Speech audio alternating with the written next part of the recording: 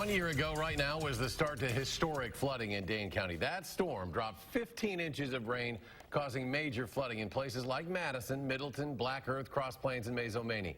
The powerful flash floodwaters swept away 70-year-old James Sewell. His body was found the next day. The flooding caused more than $150 million in damage as well. Those floods forced neighbors living in about 100 homes in Mazo into the village's fire station, and now that building houses equipment that could help people escape the dangers of future flooding. Dannika Lewis has a look at that. Dannika?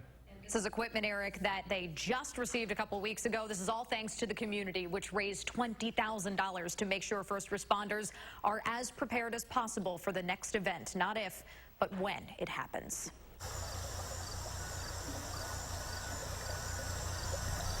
You can't always be prepared for everything. Mazomanie's fire department wasn't prepared to rescue 100 households and house them here on higher ground. We were into a whole new realm. They weren't prepared to be at the station for 24 hours straight. If it was one word, it'd be exhaustion. And they certainly weren't prepared to watch their neighbors, their friends, lose everything. So to see those people with all of their belongings scattered across their front yard, trying to air dry and salvage what they can, just the loss and devastation was pretty hard to see.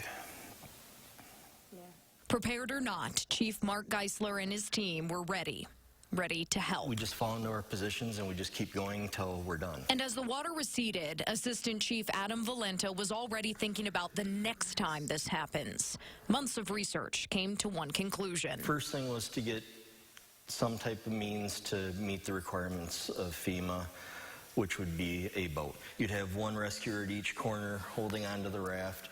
They'd actually walk the raft out to the victims. $20,000 of donations went toward buying those boats, the same kind the London Fire Brigade uses. The money also covered gear and training. By this fall, about 2/3 of the volunteers who man Mazomanie's fire department will be trained in swift water rescue. Better yet, they'll be prepared to respond to floods and other emergencies in and out of their village. Although I'd rather see this stuff dry rot, I know we're going to end up going out in it eventually, and hopefully we can assist how we were aided by other departments last year. As prepared as they can be to pay it forward. Our community has lots of generous people that really do a great job of working together. So you may remember Mazomania's fire station provided meals for evacuees and was the headquarters for a 24-hour flood hotline for weeks following that heavy rain last year. The boats you just saw are inflatable. They can hold 8 people at a time in the event of an emergency. Yeah, they really rallied after that. It's great to see them rebound this way. Absolutely. Danica, thank you. Homeowners